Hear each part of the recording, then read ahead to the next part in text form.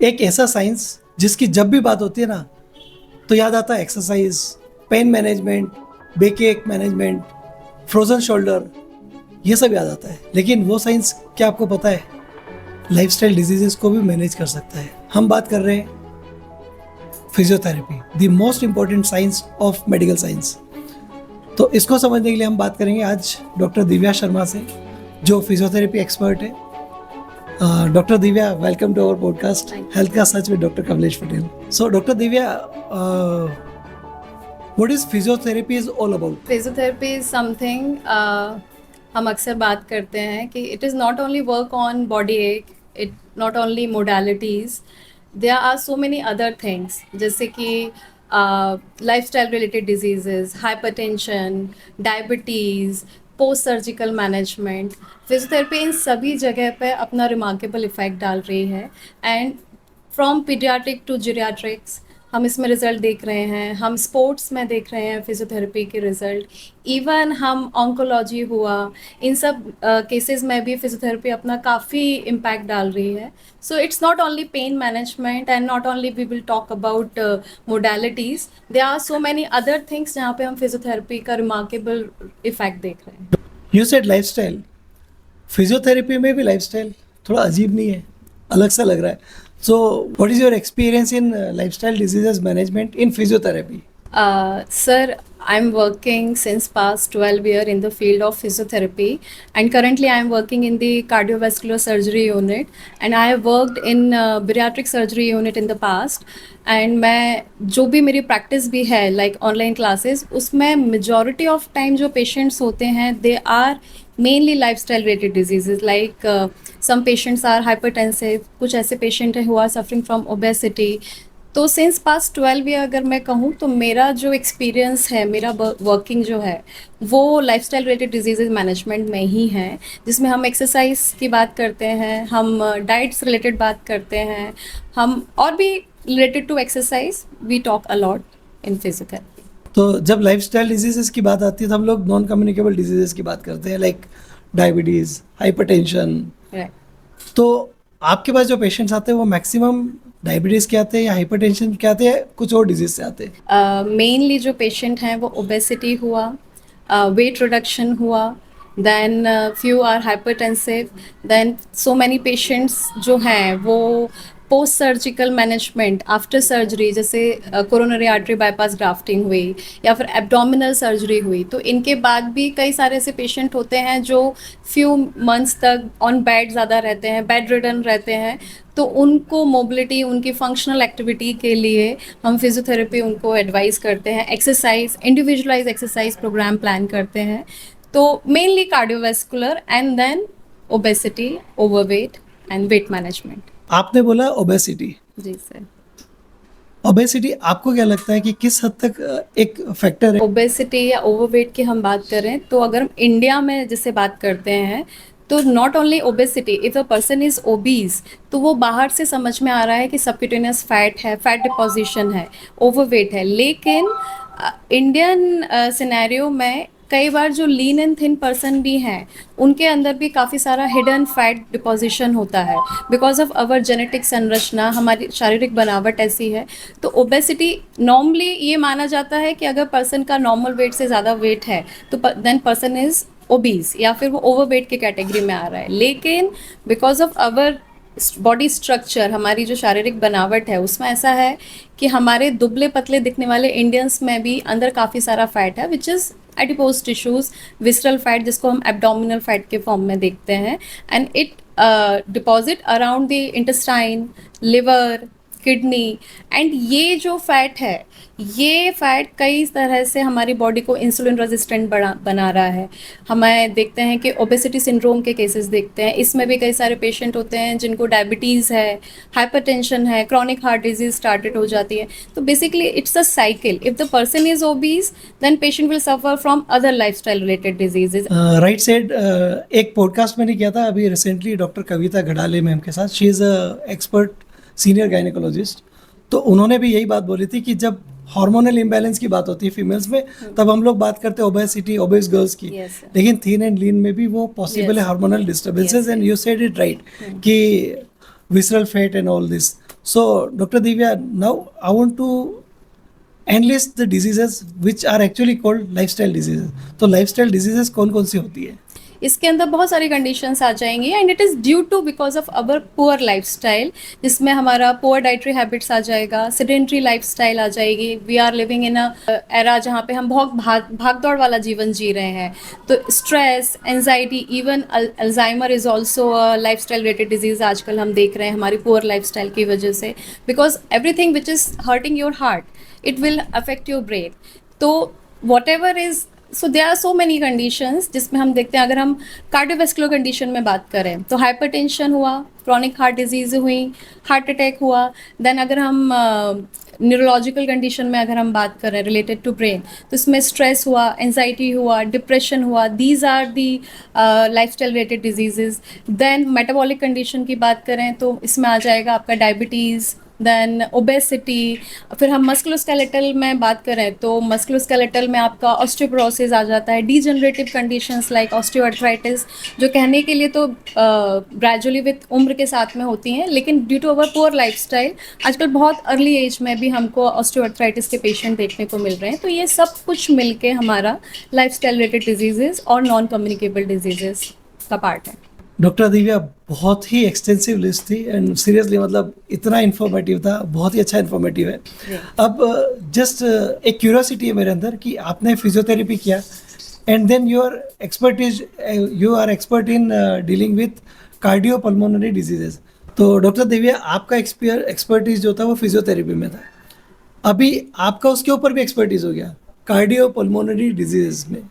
तो फिजियोथेरेपी में कार्डियोपल्मोनरी, उसका मोटिवेशन आपको कहाँ से आया? So when I was doing my graduation, bachelor in physiotherapy, उसके बाद से ही मुझे कहीं ना कहीं ICU एंड ये सारे कंडीशंस थोड़ा ज़्यादा अट्रैक्ट करते थे। मुझे ऐसा लगता था कि rather than pain management, no doubt I am working in pain management also, but मेरा जो झुकाव था वो ICU, post surgical management, cardiac rehabilitation, ये सब चीज़ें मुझे बहुत अट्रैक्ट करती थी। एंड मेरे जो मेंटर हैं, जो मेरे गुरु हैं, उनको देख के भी मुझे काफ़ी इंस्पिरेशन मिली that I should choose this kind of field rather than other conditions. तो इसीलिए आई चूज़ कार्डियोपल्मोनरी रिहैबिलिटेशन।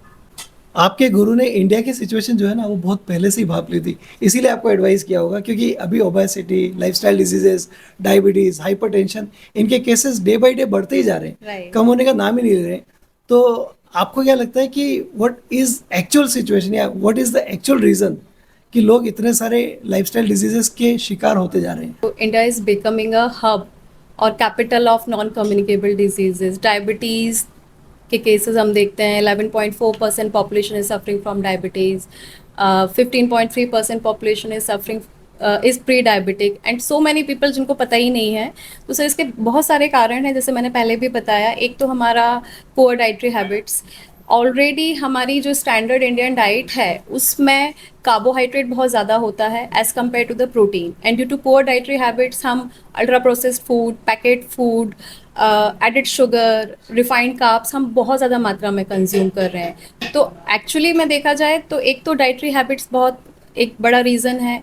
दूसरा हो गया हमारी सेडेंट्री लाइफस्टाइल। अगर सर हम वर्ल्ड हेल्थ ऑर्गेनाइजेशन के रिपोर्ट के अनुसार बात करें या फिर लैंसेट ग्लोबल हेल्थ की रिपोर्ट के अनुसार बात करें तो लेटेस्ट आंकड़े ये बताते हैं कि 49.4% population is living a sedentary lifestyle, मतलब इनसफिशिएंट फिजिकल एक्टिविटी की कैटेगरी में है। तो ऑलमोस्ट सर आधा भारत तो फिजिकल सेडेंट्री लाइफस्टाइल में है। दूसरा एंजाइटी, डिप्रेशन, हमारा वर्क कल्चर है कि आज हमें ये टास्क क्लियर करना है, आज ये प्रोजेक्ट है। फाइनेंशियल स्ट्रेस रहता है, हेल्थ रिलेटेड स्ट्रेस रहते हैं। तो ये तो सर एक कारण है ही, बट इसके अलावा अगर हम देखें तो वो जो सबसे प्रमुख फैक्टर है जिसके बारे में बहुत लोग बात नहीं करते हैं, रिसर्च भरी पड़ी हैं, एविडेंस भरे पड़े हैं, लेकिन जनरल पब्लिक भी अवेयर नहीं है, वो है इंडियंस की शारीरिक बनावट। बिकॉज अगर हम इंडियंस के जेनेटिक स्ट्रक्चर की बात करें तो हमको एक नाम दिया है थिन फैट इंडियन फिनोटाइप। इसका मतलब ही यही है कि दुबले पतले दिखने वाले भारतीय भी अंदर बहुत सारा फैट लिए बैठे हैं। जैसे मैंने पहले बताया, it is not visible from outside. तो क्या होता है, जो ओबीज है उनके लिए तो मोटिवेशन है कि मुझे वेट रिड्यूस करना है, मुझे डाइट पे काम करना है, मुझे एक्सरसाइज करनी है। लेकिन जो लोग दुबले पतले हैं उनके लिए कभी भी एक ट्रिगरिंग फैक्टर नहीं होता है कि I should work on my body, I should do मतलब I should modify my diet. तो ये चीज़ें नहीं मिलती हैं। लेकिन इंडिया में चाहे बच्चा हो, जवान हो, चाहे बुजुर्ग हो, चाहे आप हमारा देखा जाए तो अंडरवेट है, आप ओवरवेट है, इवन आपका नॉर्मल वेट है, each and every Indian requires dietary modification and physical activity. But कहाँ हो जाता है, अगर मुझे डायबिटीज़ हो गई है तो ही मैं डाइटरी चेंजेस करूँगी या एक्सरसाइज करूँगी, हाइपरटेंशन हो गया है तो ही मैं एक्सरसाइज के बारे में बात करेंगे। बट ऐसा नहीं है, each and every Indian. In fact अगर हम रिसर्च का देखें तो रिसर्च ये कहती है कि जो बेबी माँ के गर्भ में है उसी समय से ही उसकी बॉडी में फैट बहुत ज़्यादा रहता है as compare to the muscle mass. अब एक तो ऑलरेडी हमारी जेनेटिक स्ट्रक्चर, फिर जब बच्चा पैदा होता है तो because of our dietary habits and sedentary lifestyle, ये सब क्या करते हैं, उस चीज़ को और ज़्यादा बढ़ाते जाते हैं। तो इसीलिए इंडिया में केसेस बढ़ रहे हैं। And there are so many reasons, जिनमें एक रीज़न हमारा शारीरिक बनावट है जो कि बहुत प्रमुख रीज़न है। डॉक्टर दिव्या, यू सेड आधा भारत आलसी हो चुका है, घर में बैठे रहता है, कुछ काम धाम नहीं करता है। तो डू यू थिंक ये मोबाइल फोन की वजह से भी ऐसा कुछ प्रॉब्लम हो रहा है इन फिजियोथेरेपी स्पेशली? मोबाइल फ़ोन तो है ही सर बहुत बड़ा फैक्टर। एंड सर मैं आपको जैसे 2019 में इंडियन गवर्नमेंट ने फिट इंडिया कैंपेन स्टार्ट किया था, जिस पे उनका स्लोगन ये था कि get fitter, healthier and happier. फिर कोविड आ गया, तो कोविड की वजह से चीज़ें अब क्या है, हम देखते हैं कि पहले इंसान सब्जी लेने के लिए मार्केट जाता था तो वो ना करते करते भी 5 किलो का बैग लिफ्ट कर रहा है, राइट। ग्रॉसरी लेनी है तो मार्केट जा रहे हैं। बट अब तो बहुत टैगलाइन हो गया है, everything as your doorstep. तो आपको हर चीज़ जब घर के दरवाजे पे ही आके मिल रही है, आपकी शॉपिंग सारी ऑनलाइन हो रही है, तो जो एक्टिविटी हमारी थी वो भी हमारी कम होती जा रही है, ऑलमोस्ट बंद ही हो गई है। दूसरा, भले ही हम एक एआई के ज़माने में है, हम ऑटोमेशन के ज़माने में है, but each and every person, चाहे वो आप हो, मैं हूँ, सभी लोग हों, इवन स्कूल गोइंग किड्स भी जो हैं वो भी अपना ज़्यादा से ज़्यादा समय लैपटॉप डेस्कटॉप पे बिता रहे हैं। प्रोजेक्ट भी सर मोबाइल पे आ रहे हैं। तो कोई कुछ ना करना भी चाहे तो भी कहीं ना कहीं हम ना रिस्ट्रिक्टेड हो रहे हैं कि हमारी एक्टिविटी मोबाइल से ही स्टार्ट होती है और मोबाइल पे ही ख़त्म होती है। तो अब आप कितना बदल सकते हो? तो ये चीज़ है कि मतलब मुझे ऐसा लगता है ये तो एक जनरल अवेयरनेस स्टार्ट हो जानी चाहिए, हो भी रही है, बट कितना लोग इम्प्लीमेंट करते हैं उस पर डिपेंड करता है। मेरा फ्रेंड है, उसकी वाइफ जब प्रेग्नेंट थी ना, तो उसने क्या किया कि बच्चे को कुछ एक्स्ट्रा एक्टिविटीज़ देने के लिए उसने उसकी वाइफ को म्यूजिक सुनाता था पूरे दिन भर, क्लासिकल म्यूजिक। यस। उस समय में वो प्रेग्नेंट थी।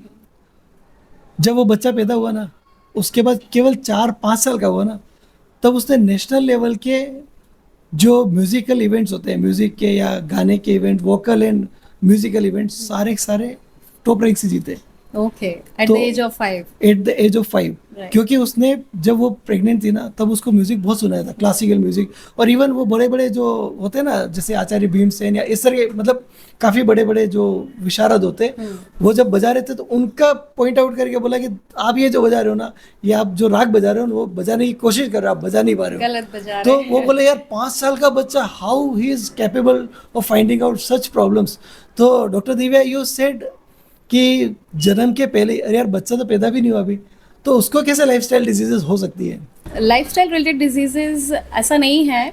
जैसे मैंने पहले तो बताया कि हमारी जेनेटिक संरचना है, वी कैन नॉट डू, हम 1-2 दिन में, महीनों, सालों में हम अपनी जेनेटिक संरचना नहीं बदल सकते हैं। अब चूंकि ये चीज़ है जो पीढ़ी दर पीढ़ी इवोल्यूशन से हम में आती जा रही है, बट मैंने जैसे बोला अवेयरनेस के बारे में कि we can not change our genetic structure, but हम क्या कर सकते हैं, we can change our lifestyle. That's why हम बार बार नाम ही दे रहे हैं लाइफ स्टाइल रिलेटेड डिजीजेज। और हम कह सकते थे इनको कि मेटाबॉलिक डिजीजेज हैं, डायबिटीज़, हम अलग अलग कैटेगरी में रख सकते हैं। लेकिन ये हमारी पुअर डाइटरी हैबिट्स, हमारी life style, use of mobile, extreme mobile, laptop, screen. Sir जैसे मैंने पहले बताया कि अब हमारी जेनेटिक संरचना ही ऐसी है कि फैट डिपोजिशन माँ के गर्भ में पल रहे बच्चे में शुरू हो जाता है, बिकॉज ऑफ अवर एवोल्यूशन से ये सब चीज़ें चली आ रही हैं। But we can not change our genetic structure, 1-2 महीनों सालों में हम नहीं बदल सकते हैं। But we can do one thing कि हम अगर मदर हेल्दी है तो डेफिनेटली बच्चा हेल्दी होगा। तो इसीलिए जब मदर इज़ प्रेग्नेंट उसी समय ही अगर हम कुछ प्रिकॉशंस, डाइट पे हम फोकस करें, हम एक्सरसाइज पे फोकस करें, हम लाइफस्टाइल पे फोकस करें, तो इन चीज़ों को हम चेंज कर सकते हैं, काफ़ी हद तक रिड्यूस कर सकते हैं। इसके अलावा जैसे ही बच्चे का बर्थ हो रहा है, बच्चा धीरे धीरे बड़ा हो रहा है, तो अब जैसे हम देखते हैं कि घरों में मोबाइल टाइम बढ़ रहा है, बच्चों का भी बढ़ रहा Screen है। time, yes. तो स्क्रीन टाइम को हम घटाने के लिए, मुझे सर ये मेरा पर्सनल ओपिनियन है कि गवर्नमेंट को ही कुछ ना कुछ ऐसी चीज़ें, जैसे एक टाइम पे था HIV के लिए अवेयरनेस चल रही थी, एक टाइम पे था पोलियो के लिए कितने नुक्कड़ नाटक और कितने सारे अवेयरनेस ऐड के माध्यम से हम देखते थे, टीवी पे भी ऐड आते थे।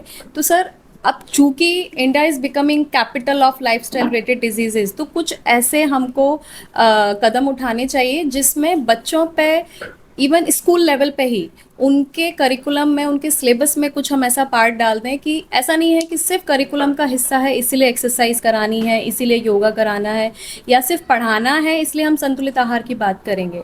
उनको अगर बच्चों को ही ये पता चल जाए कि हमारे शारीरिक बनावट कैसी है, हमारी लाइफस्टाइल आगे की कैसी है, तो उनको बार बार अगर ये फीड डालते रहेंगे, इवन 5th क्लास के बच्चे काफ़ी अच्छा समझते हैं, तो मुझे ऐसा लगता है कि अगर हम ये चीज़ स्कूल लेवल से स्टार्ट करेंगे तो अब जो आगे आने वाली जो जनरेशन है उनमें हम काफ़ी हद तक इस चीज़ को क्योर कर सकते हैं। एक बार डॉक्टर दिव्या, मैं एक पॉडकास्ट देख रहा था, it was from Pakistani psychologist.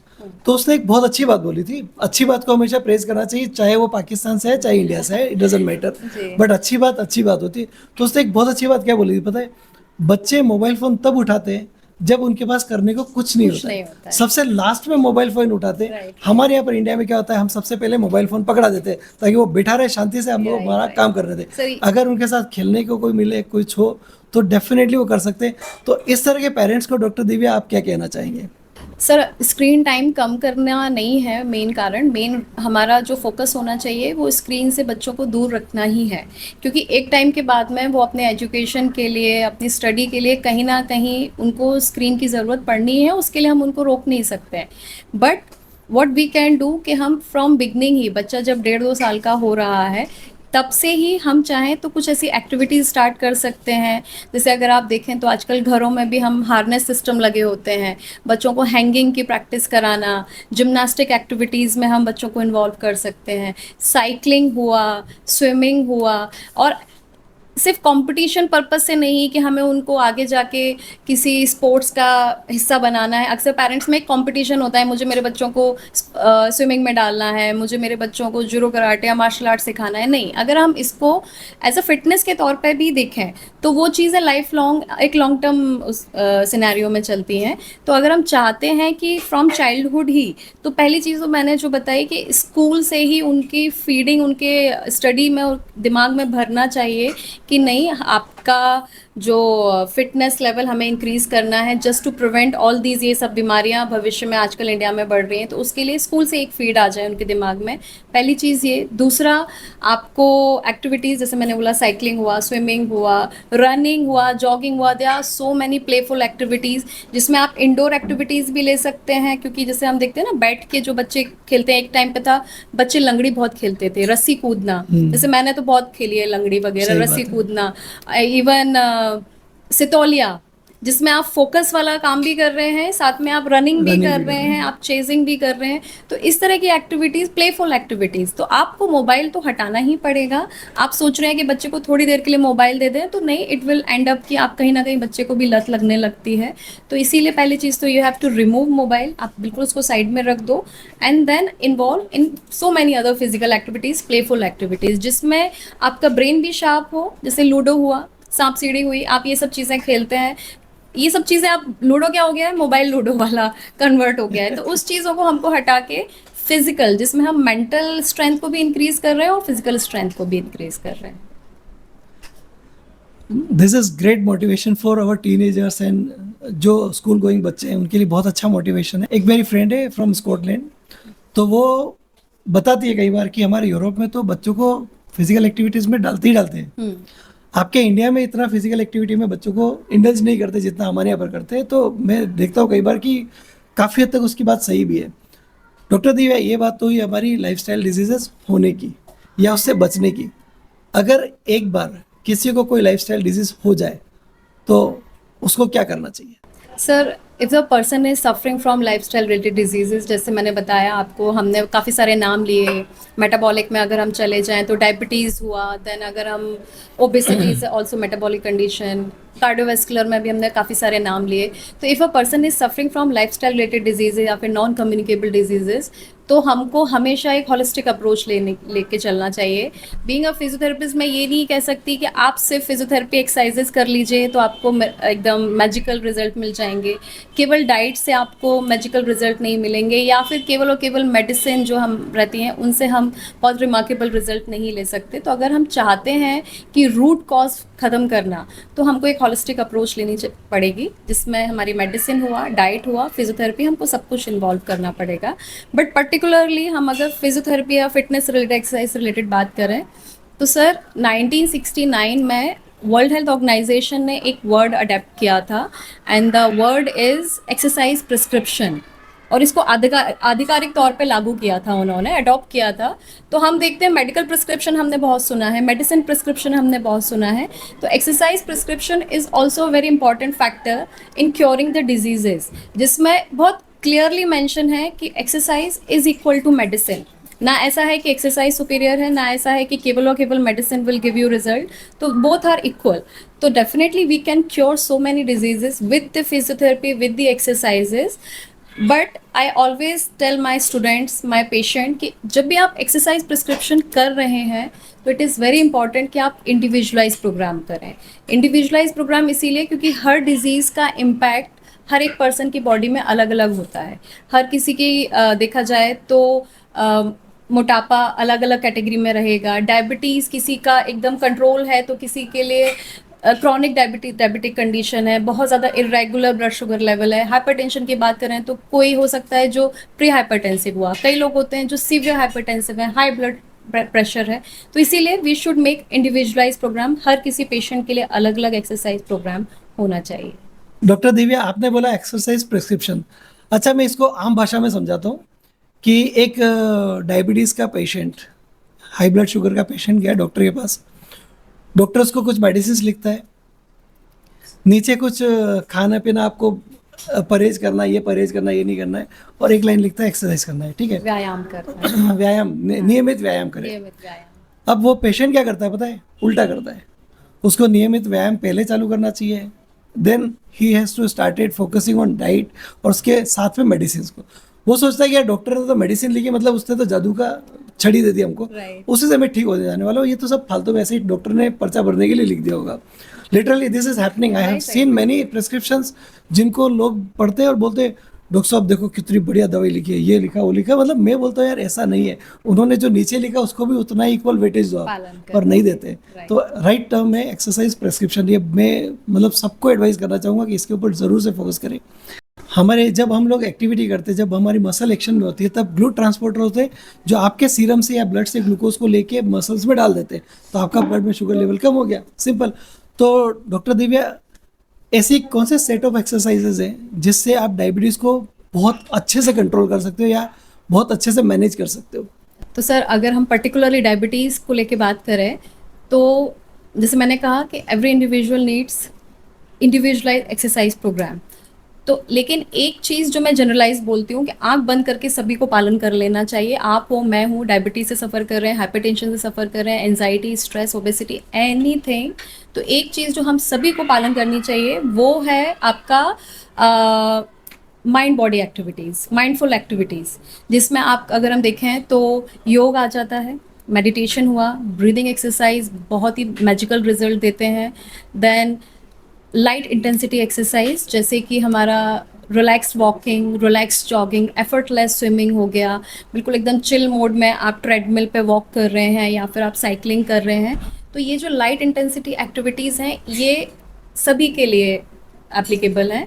अब क्या होता है, when you do any kind of mindful activities तो आपकी ब्रेन बड़े प्यारे प्यारे से न्यूरोट्रांसमीटर हार्मोन रिलीज करता है, जैसे मैं अगर नाम लूँ तो गाबा हुआ, सेरोटोनिन हुआ, देन आप एंडोर्फिन हुआ, डोपामिन हुआ, ये सारे न्यूरोट्रांसमीटर्स रिलीज होते हैं। तो अब जैसे हम डोपामिन की बात करें तो dopamine is basically a motivating hormone, reward system का काम करता है। Serotonin happy hormone.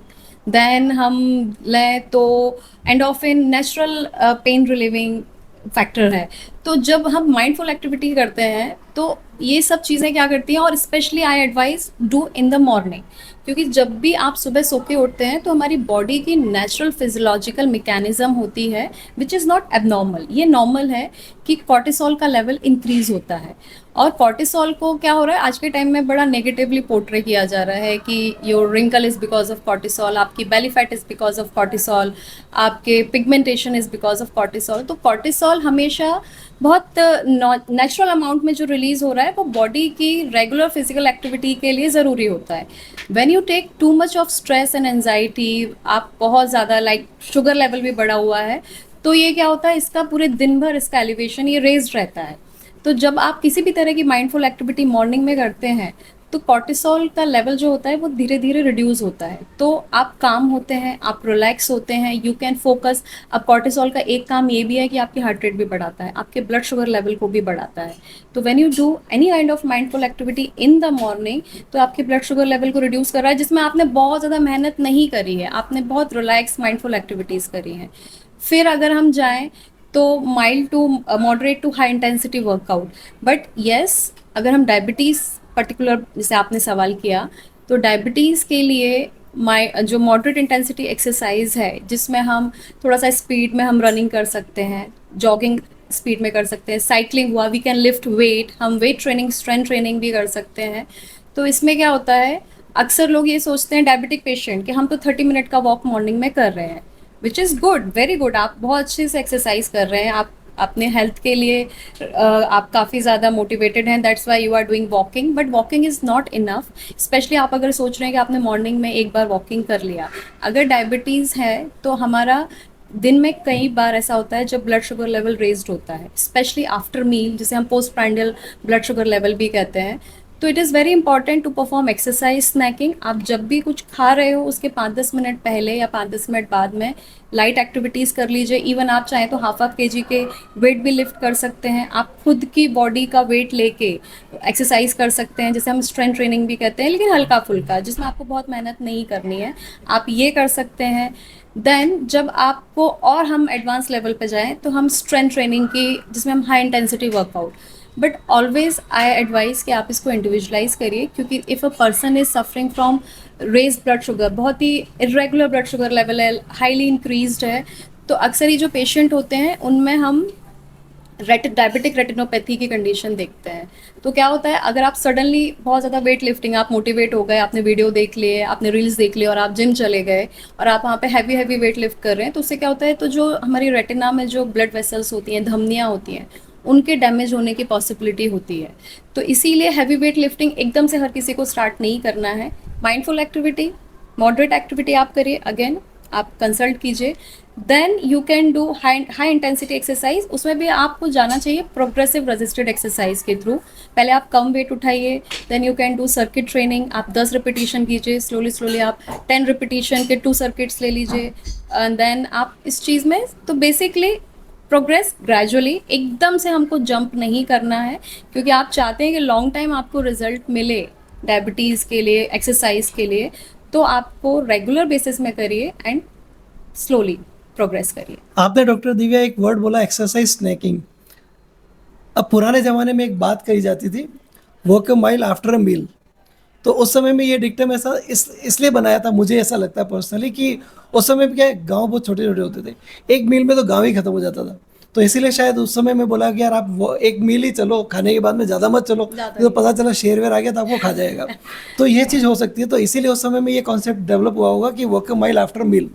लेकिन आपने बोला एक्सरसाइज स्नैकिंग, तो इसका मतलब ये हुआ कि आप खाने के बाद माइल्ड एक्सरसाइजेस कर सकते हो, जैसा कि बिल्कुल। काफ़ी योगासन्स भी हैं जो कि हम लोग योग भी हैं, योगासन भी हैं, वो भी हम लोग खाने के बाद कर सकते हैं, जैसे I think vajrasana is one of them, yes, yes. Mild strength training you said. तो definitely it is helpful for all the diabetic patients. और डॉक्टर दिव्या आपने बहुत अच्छे से एक्सप्लेन किया कि डायबिटिक्स को एक्चुअली किस तरह से अपने आप को मैनेज करना चाहिए।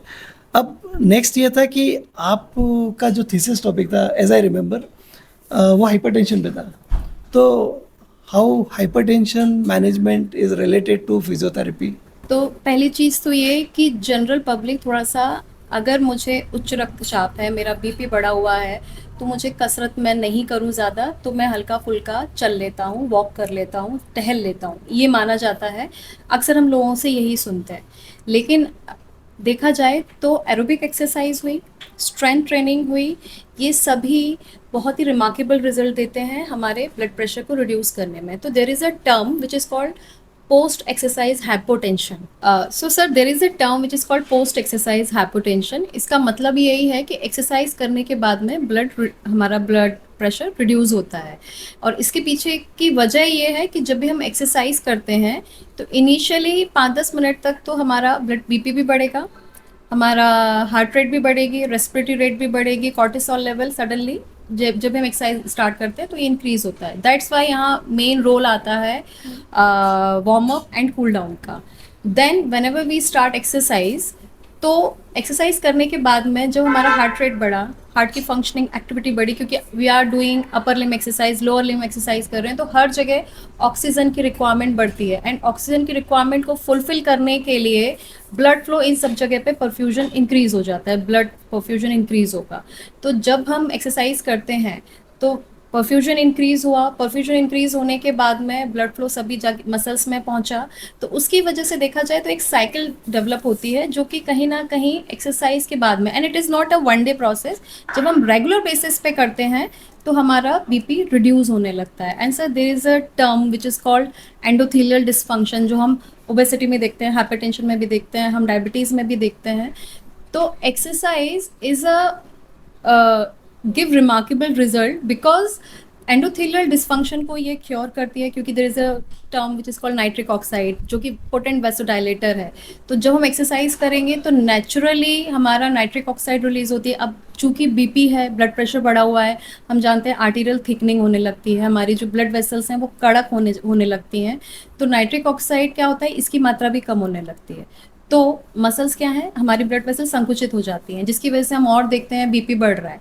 But when we do exercise और हम प्रॉपर प्रिस्क्रिप्शन के साथ में, proper warm up and cool down के साथ में जब हम एक्सरसाइज करते हैं तो नाइट्रिक ऑक्साइड का अमाउंट बढ़ता है, जिससे ब्लड वेसल्स और रिलैक्स होंगी, वेसोडाइलेट होंगी, and we are doing exercise, सभी जगह पे ब्लड परफ्यूजन हो रहा है, तो कहीं ना कहीं ब्लड प्रेशर रिड्यूस होने लगता है। And when we do in a daily basis तो ये एक साइकिल के फॉर्म में बन जाता है, बॉडी अडेप्ट हो जाती है। और फिर हम देखते हैं कि धीरे धीरे जो हमारा जो रेस्टिंग बीपी भी जो बढ़ा हुआ होता है हाई ब्लड प्रेशर के पेशेंट में, वो भी रिड्यूस होने लगता है। So there are so many other reasons, cortisol का भी रीजन आ जाता है। देन हम देखते हैं न्यूरोट्रांसमीटर, तो न्यूरोट्रांसमीटर भी आपकी बॉडी को रिलैक्स कर रहे हैं, आप वो काम कर रहे हैं, तो वो हमारी ब्लड वेसल्स पे भी काम करते हैं, उसकी वजह से भी बीपी रिड्यूस होता है।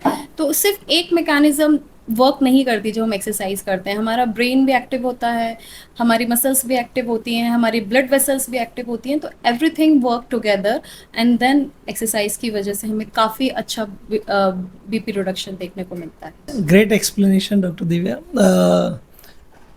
आपने बताया था कूल डाउन। हमारे योगा में अगर इंडियन साइंस की बात करें, इंडियन साइंस में योगासन योग जो है वो बहुत इंपॉर्टेंट रोल प्ले करते हैं। तो योग में एक आसन होता है शवासन, सबका फेवरेट, लेकिन कोई नहीं करता। बिलीव मी, आप बैडमिंटन खेल के आओगे, आप एरोबिक्स करके आओगे, आप टेनिस खेल के आओगे, आप क्रिकेट खेल के आओगे, उसके बाद में आपको शवासन करना चाहिए, रिलैक्सिंग या कूल डाउन होना चाहिए, नहीं करते। जैसे ही खेल के बाहर निकलते तुरंत अपनी गाड़ी लेके भागना चालू कर देते। यही रीज़न होता है कई बार सडन डेथ्स का भी। तो आपने बताया कि exercise hypotension, post exercise hypotension, तो that might be the reason possibly. You said कि doctor Divya, you said cooling down, तो एक्सरसाइज के बाद में या कुछ गेम्स खेलने के बाद में, लाइक टेनिस खेलो, बैडमिंटन खेलो, स्पोर्ट्स खेलो, कुछ भी करो, उसके बाद में कूलिंग डाउन होना चाहिए। और अगर इंडियन साइंस की बात करें, योगा साइंस, तो उसके अंदर में भी बहुत बड़ा इंपॉर्टेंट रोल प्ले करता है। और एक सबका फेवरेट आसन होता है, दैट इज शवासन। तो करने की एडवाइस सबको देना चाहिए, सबको करना भी चाहिए, सबको पसंद भी आता है, पर ज़्यादातर लोग नहीं करते, यहीं पर गलती करते हैं। और कई बार सडन डेथ के केसेस भी मिलते हैं कि स्पोर्ट्स खेलने के बाद injury गया या फिर घर पे पहुंचा, सीधा ड्राइव करके निकल गए, तो उस समय में डेथ हो गई, ऐसा भी बहुत सारे सुनने को मिलता है। तो कूलिंग डाउन एक बहुत इंपॉर्टेंट रोल प्ले करता है। एक इंपॉर्टेंट टर्म आता है रिक्रिएशनल एक्टिविटी।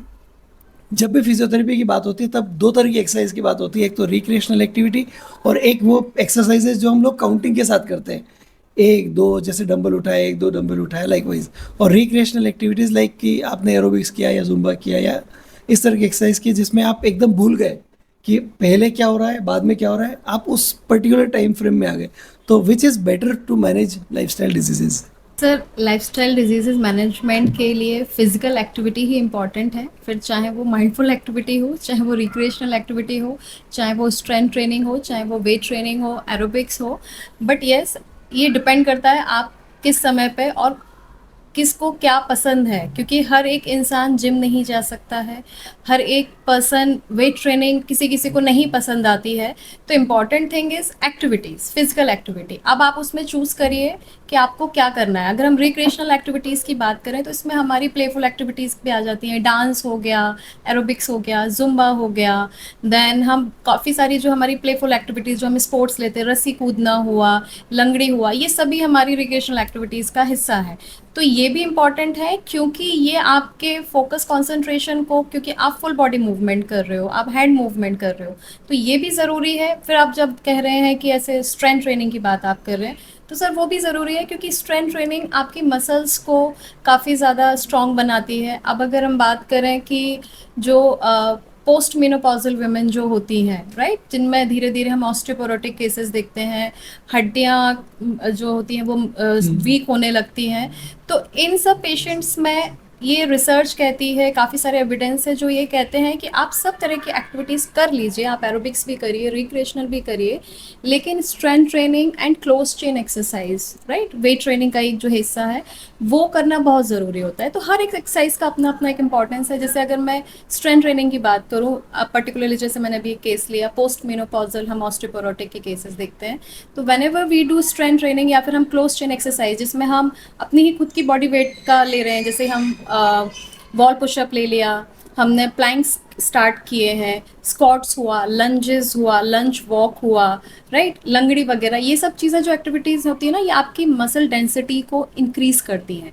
जब आप स्ट्रेंथ ट्रेनिंग करते हैं वो आपके मसल्स को स्ट्रॉन्ग कर रही हैं, आपके मसल्स में मसल मास को इंक्रीज़ कर रही हैं। तो these are very effective, but just to cure any kind of diseases physical activity is important. अब किसको क्या पसंद आ रहा है आप उसको चूज़ करिए, आप अपने इच्छा के अनुसार करिए, आपको जिसमें इंटरेस्ट आ रहा है, but the important is physical activity. That's right doctor Divya. And आजकल टीनेजर्स को स्पेशली देखता हूँ कि कई बार इवनिंग में जिम कर रहे हैं, कई बार आफ्टरनून में जिम कर रहे हैं, इवन लेट नाइट भी जिमिंग करते हैं। तो इज दैट मैटर कि आप किस समय में एक्सरसाइज कर रहे हैं? Sir, that's really very good question कि टाइमिंग ऑफ एक्सरसाइज, मतलब आपके क्वेश्चन का मतलब यही है। तो सर, एक्सरसाइज का टाइमिंग बहुत इंपॉर्टेंट है। जैसे हम देखते हैं कि मेडिसिन का भी एक पर्टिकुलर टाइम होता है ना। थायराइड की मेडिसिन के लिए एडवाइस किया जाता है कि आप मॉर्निंग में ले लो। हम देखते हैं कि जो ओरल हाइपोग्लाइसेमिक मेडिसिन होती हैं उनको बोलते हैं कि आप खाना खाने से पहले ले लो। तो सिमिलरली सर, कौन सी एक्सरसाइज आप किस समय कर रहे हैं इसका बहुत बड़ा रीज़न है। बेनिफिट बहुत ज़्यादा आप बढ़ा देते हो अगर आप टाइमिंग ऑफ एक्सरसाइज सही रखते हैं तो सर, जैसे अगर हम बात करें, मैंने जैसे स्टार्टिंग में बताया था, mindful activity do in the morning, because जो भी आपकी कॉर्टिसोल एक्टिविटीज़ है उसको ये सप्रेस करेगा। आपका पूरे दिन भर की एक्टिविटीज़ ये काफ़ी अच्छे से आपको रिलैक्स रखेगा, आपको काम रखेगा। तो आप मॉर्निंग में आपको you should perform mindful activities. Then अगर हम स्पेशली जस्ट बिकॉज हम अभी non communicable disease, lifestyle related disease की बात कर रहे हैं, तो if a person is suffering from hypertension, if the person is suffering from diabetes और एनी अदर कंडीशंस, तो इन सारे स्पेशली क्रॉनिक हार्ट डिजीज़ के अगर पेशेंट्स हुए, तो इन सब के लिए रिसर्च एंड एविडेंस बताते हैं कि perfect timing of exercise is late afternoon से लेके इवनिंग आवर्स। सर, उसके दो कारण होते हैं। कि एक तो पहला कारण जो महत्वपूर्ण मैंने आपको बताया था कि कॉर्टिसोल मॉर्निंग में बढ़ा हुआ होता है, और जब भी हम एक्सरसाइज करते हैं तो इनिशियली स्पेशली हम हाई इंटेंसिटी वर्कआउट कर रहे हैं, मॉडरेट इंटेंसिटी वर्कआउट कर रहे हैं, तो इनिशियली क्या होता है, हमारा कॉर्टिसोल लेवल इंक्रीज होता है, क्योंकि एक्सरसाइज के लिए हमको चाहिए एनर्जी, एंड क्या होगा, आपकी हार्ट रेट बढ़ती है, आपका ब्लड प्रेशर बढ़ता है, तो ये कॉर्टिसोल करवा रहा है। तो एक तो मॉर्निंग में ऑलरेडी इंक्रीज्ड है, ऊपर से you are suffering from lifestyle related diseases, फिर आप हाई इंटेंसिटी वर्कआउट और आप मॉर्निंग में करेंगे तो ये क्या करता है, उसको आप प्रोवोक कर रहा है। तो दूसरा एक बहुत बड़ा कारण है जो हम अक्सर देखते हैं ना कि मॉर्निंग में स्ट्रोक के केसेस, हाइपरटेंशन के केसेस, या फिर जो सडन डेथ जो हम मॉर्निंग में देखते हैं, सर उसके पीछे का रीज़न है, there is a factor which is called platelet aggregation factor. इसकी मात्रा भी सर मॉर्निंग में ज़्यादा होती है। अगर हम समय पूरे दिन भर की एक्टिविटीज़ में कहें तो ये दोनों ही, कॉर्टिसोल हुआ चाहे प्लेटलेट एग्रीगेशन फैक्टर हुआ, इन दोनों की मात्रा पूरे दिन भर की तुलना में लेट आफ्टरनून से लेके इवनिंग आवर्स में काफ़ी कम होती है। तो इसीलिए बेटर है कि आप टाइमिंग ऑफ एक्सरसाइज पर भी फोकस करें रादर देन कि सिर्फ एक्सरसाइज करनी है। If you are healthy then आप कभी भी करिए, राइट। बट अगर आप किसी भी तरह की डिजीज़ से सफ़र कर रहे हैं तो टाइमिंग पे बहुत ध्यान दीजिए।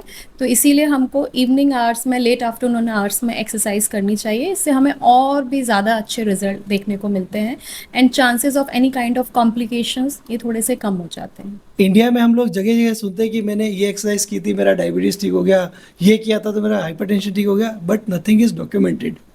तो आई रिक्वेस्ट एवरीबडी कि अगर आपके लाइफ में भी ऐसा कोई एक्सपीरियंस है तो आप हमारे साथ शेयर करना कमेंट में, ताकि हमको पता चल सके कि आपके लाइफ में कोई ऐसा चेंज हुआ है just by doing exercise and physiotherapy.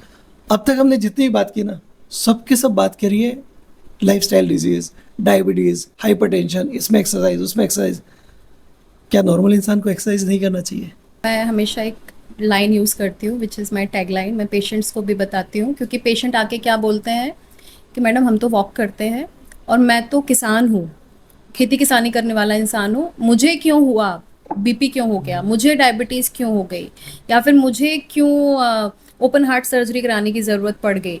तो मैं हमेशा एक चीज़ बोलती हूँ कि इंडिया में चाहे आप बच्चे हो, जवान हो, चाहे बुज़ुर्ग हो, आप हेल्दी हो, अनहेल्दी हो, आप चाहे भले ही इंडिया में रह रहे हो, आप इंडियन इंसान अगर अमेरिका में भी जाके रह रहा है या फिर लंदन में जाके रह रहा है, इवन आप युगांडा में रह रहे हो, आप चाहे भटिंडा में रह रहे हो, सबको एक्सरसाइज करनी है।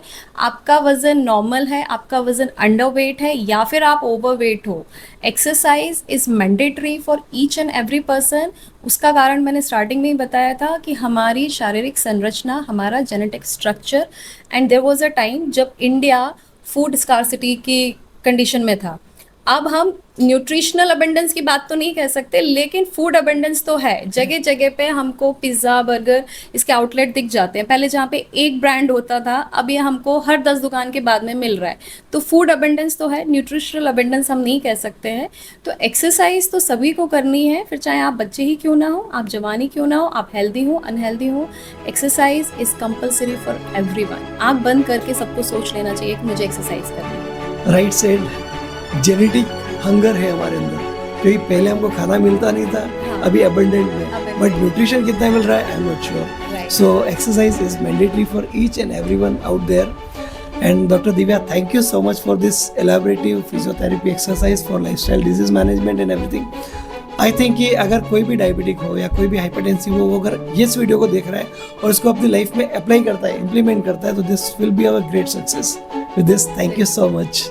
Thank you so much.